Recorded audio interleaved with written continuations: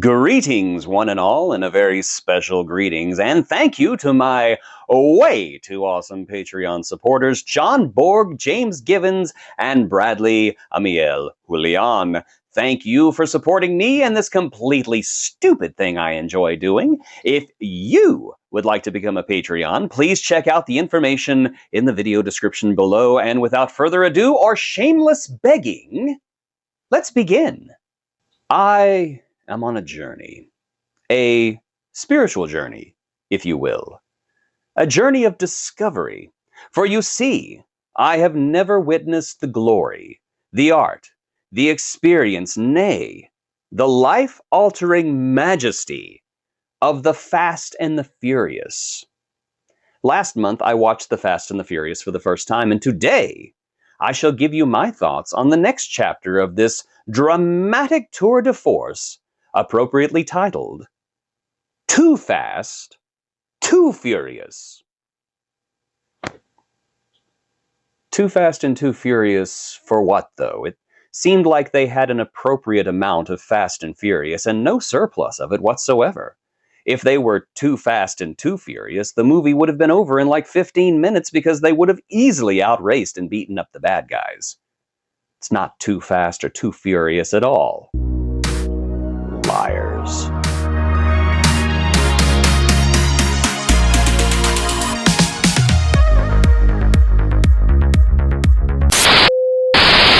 Too Fast, Too Furious is a 2003 action-adventure rubbing inappropriately against your car movie starring Paul Walker, Tyrese Gibson, Eva Mendes, and Cole Hauser. No, I did not leave out Vin Diesel because he's not in this film. The creators were all like, hey, let's do a sequel but only bring back the one that can't act. And the studio was all like, which one? And the creators were all like, the one with absolutely no charisma of his own. And the studio was all like, which one? And the creators were all like, you know, the one that looks and acts like a cardboard cutout but only has half the personality. And the studio was all like, which one? And the creators were all like, the one whose only genuine role was a bit part in Pleasantville. And the studio was all like, when was Vin Diesel in Pleasantville? In reality, Vin Diesel said no to this sequel because he was filming Triple X, which was, let's face it, a wretched film of its own. He was actually offered $25 million to be in Too Fast, Too Furious, and he still said no. Probably the moment that he heard they were calling it Too Fast, Too Furious. But let that sink in. Vin Diesel said no to an amount of cash that to any of us normies would be a life-changing amount of money because he wanted to do Triple X instead. It was like he already grew weary of dumb extreme car movies and wanted to do dumb extreme spy movies instead. I'm glad he wanted to show some range, though. Meathead in space, Meathead in car, Meathead undercover. And he chose this over Too Fast, Too Furious. Sorry, I just made a little vomit in my mouth. Not a good sign. Not a good sign at all. So we've got a sequel without the biggest draw starring the worst part of the movie. What could go wrong?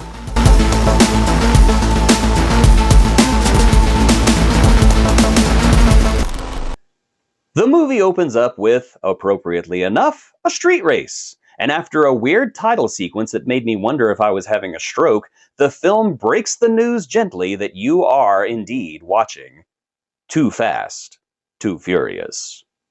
The race, as it turns out, is between that guy in every Tyler Perry movie, some NPC from Grand Theft Auto, and Barbie's dream car. But they are in need of a fourth racer, and so they recruit the whitest man of all time, a man who thinks that mayonnaise is too spicy, a man whose mortal enemy is sunlight, a man who is the opposite of overacting, Paul Walker.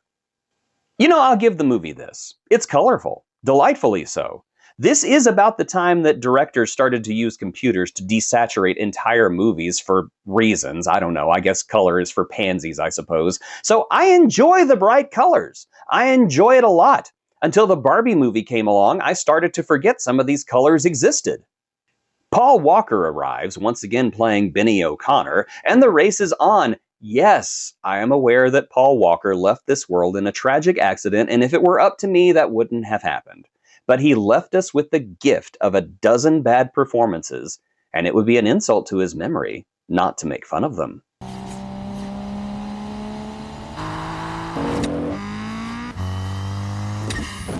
What are we doing?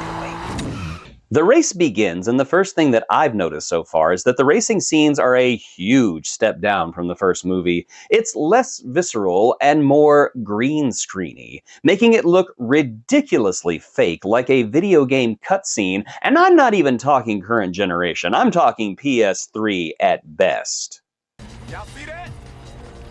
Told y'all I had a surprise. How you like that for a finale? Yeah, that's not a surprise. That's attempted murder. Hey, Roger, what do you call it the middle of the song? I don't know. Y'all sure you want to be standing there? It seems a little dangerous. Every time we get a product placement, the studio gets $1 million. Ka-ching! Hey man, you just tried to kill us! I know, wasn't it awesome? Benny meets a beautiful girl, but gets cop-blocked. Cop-blocked. When one's game is interrupted by the sudden arrival of the authorities. This forces him to make a run for it, but unfortunately he's attacked by Raiden's lightning. Yes, I know I just made a reference to Mortal Kombat Annihilation, but I have no shame to speak of. After all, I am watching Too Fast, Too Furious. Benny gets interrogated, and we find out he's not a cop anymore because the police look down on cops who let perps go. If only he'd emptied an entire clip into Vin Diesel's back as he ran away, that they could forgive. But just when he thought he was out, they pulled him back in. To bring down an Argentinian drug kingpin, Carter vroom, because apparently no one in the FBI can drive a car fast. Benny agrees on the condition that he get his criminal record scrubbed and that he chooses his driving partner, Ramen Pierce, who, upon seeing Benny, has the reaction that I'm sure Vin Diesel had after reading the script. Ramen is upset at Benny because Benny accidentally sent him to prison for 3 years, which, cops often do. But Ramen joins up anyway, and the two of them go to Miami to infiltrate Carter Vroom's criminal empire. They are introduced to undercover agent Monica Fuentes, who will be your eye candy for this movie. She's undercover in Vroom's empire for a year, and her loyalties are suspicious. And then we have this scene that did not age well. It did not age well at all.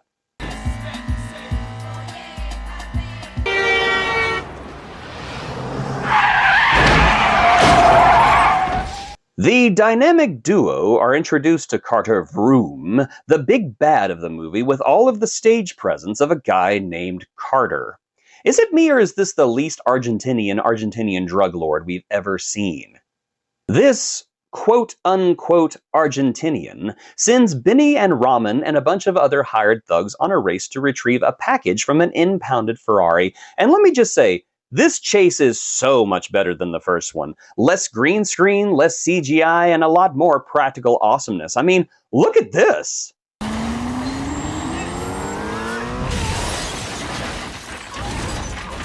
Yeah, I don't think that guy's gonna win. What's happening? Also, the cops show up to foil the race. Yes, the same cops who know that Benny and Ramen are undercover. Why? Because these guys are the worst cops in the world! They recover the package and take it back to Vroom, only to discover that he sent them to retrieve a cigar. Yes, the entire operation was an audition for another job. He wants them to carry something all the way to the Florida Keys. Don't stop, don't look at it, don't talk about it, and don't think about it. Fortunately, if there's anything these guys are good at, it's driving and not thinking. Ramen pickpockets Vroom and gets caught, and Benny berates him for acting like a thug, even though they're both undercover as thugs. I swear, all the cops in this movie are the worst at copping. Man, it's so hot and humid out here, I can't even wear no drawers. Yeah, tell me about it. Look, dude, talc up or shut up. There is such a thing as too much information. And besides, weren't these two guys just fighting? Now they're sharing intimate tales of their nether regions? Ramen and Benny find out that the cops are tracking their cars with GPS and that Carter Vroom is also following them. Fortunately, Ramen deals with him in this subtle and intelligent way. Alien infidel. Trust me, in the early 2000s, that joke was hilarious and not at all played out long before this movie hit theaters. And it's aged so well in the 20 years since. The worst cop in the world tries to blame our boys for him being the worst cop in the world, and Benny voices his concerns about eye candy and her loyalties, invoking the bros before hoes protocols. The boys decide they need 2 new cars, and so of course, this means another street race. I've noticed a pattern, and that is every time a race takes place during the day, it looks great, and every race that takes place at night looks like rancid rhino poo. I mean, look at this.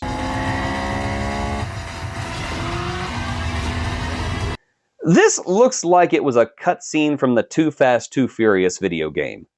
Was there a video game? I don't know yet, but I'm pretty sure that there was. And then there's this.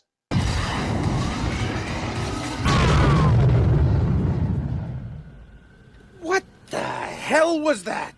After securing their new rides, Benny and Ramen go to a party with Vroom, because apparently we as an audience need to be reminded that he's a bad guy. Yes, we remember what he did to Dom in Pitch Black. You don't have to continue to remind us.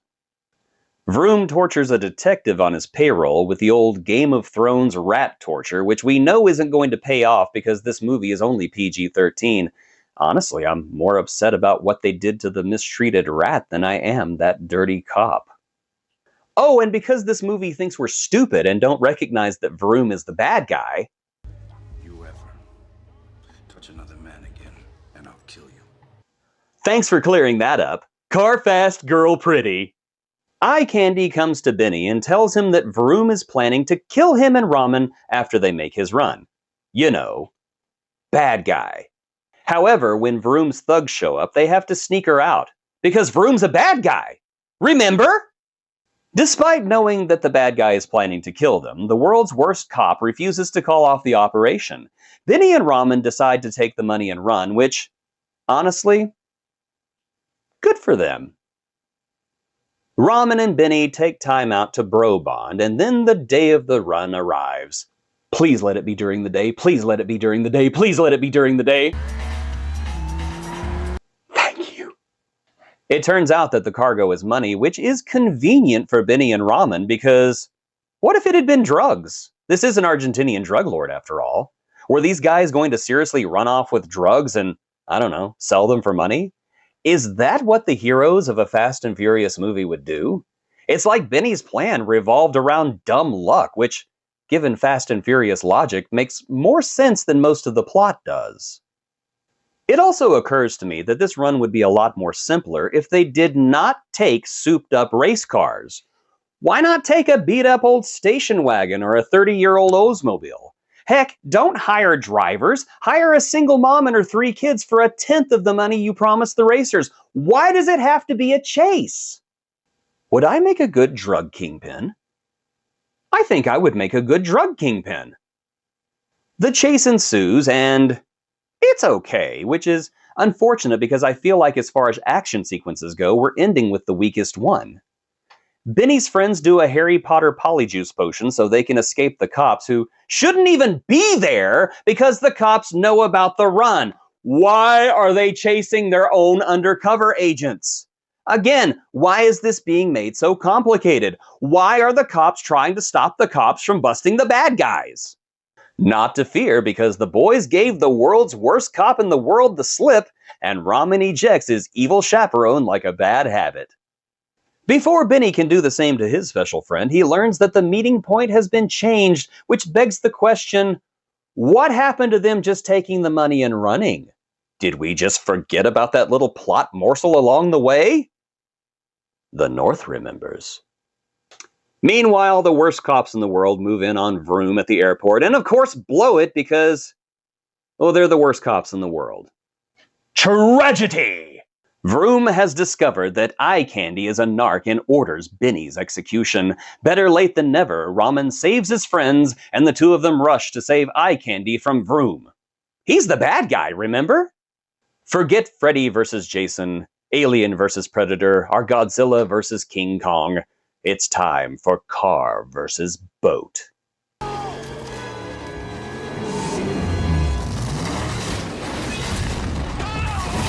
Car wins. Car indeed does win, and our three heroes take Vroom down. Their records scrubbed and Benny and Ramen friends once again, they ride off into the sunset together, stealing a little bit of money for their troubles, and again, you know what?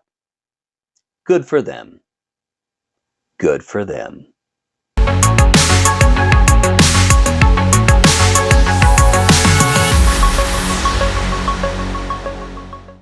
When I think of Too Fast, Too Furious, my only question is, why?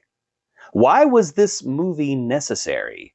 It just seemed like the studio wanted a sequel to an unexpected hit as soon as possible because, well, the studio wanted a sequel to an unexpected hit as soon as possible. Would it have really killed them to wait a few months until Vin Diesel became available? I know there are a lot of people who say that Vin Diesel didn't want to do the movie, but let's not forget what Vin Diesel was doing during this time frame in his career.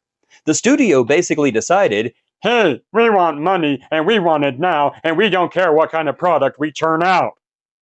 Sounds like Warner Brothers' attitude towards the DC Universe.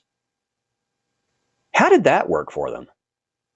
That's not to say that Too Fast, Too Furious is a bad movie, and I will readily admit that I enjoyed it a lot more than I thought I would. I was warned about it. I was told to beware because it's the worst one, but I didn't think it was that bad. It's not as good as the first Fast and Furious or the prequel Point Break, but you know what? It was fine. It's not award-winning or perfect, and it's got nothing in it that's extremely memorable. Well, except for this.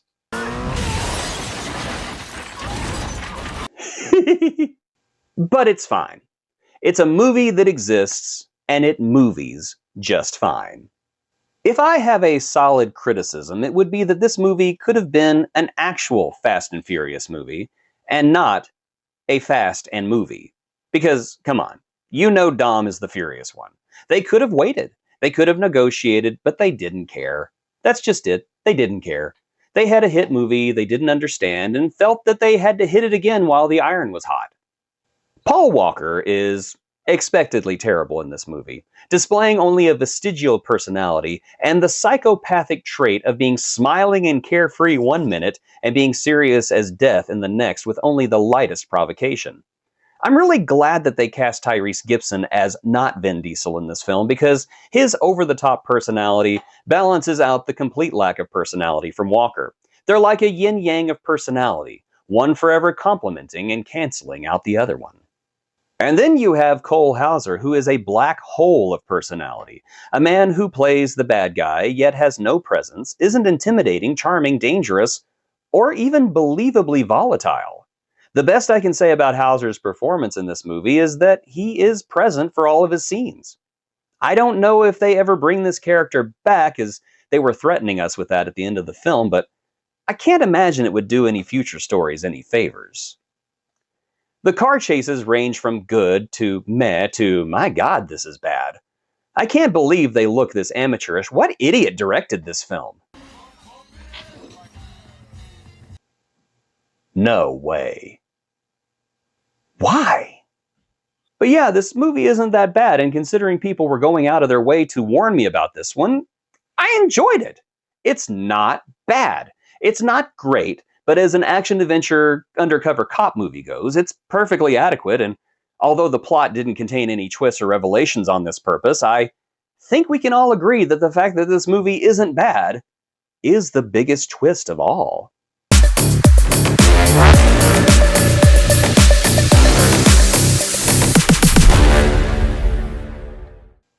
Too Fast, Too Furious is the movie that I can't imagine anyone who loved the first film asked for, but despite the things that work against it, it's not that bad. Far from the colossal steaming load that I was warned about, I actually found myself solidly enjoying some of the action sequences, while some of the plot veers into so bad it's good territory that it actually piles on the enjoyment. Too Fast, Too Furious isn't exactly what I would call a classic, or even in the same ballpark as a classic. Actually, I wouldn't even put it in the parking lot of the ballpark. But despite all that was piled up against it, despite everything that made it certain this movie was going to fail, it didn't. And its entertainment factor cannot be denied. The most honest, backhanded recommendation that I can make for this movie is that it had no right to be as good as it is, even if it's not really that good. But it's good enough, with or without Vin Diesel. It could have been worse. I mean, it could have lost both stars. God, could you imagine a Fast and Furious movie without Vin Diesel and Paul Walker? What idiot would put that terrible film into production? What?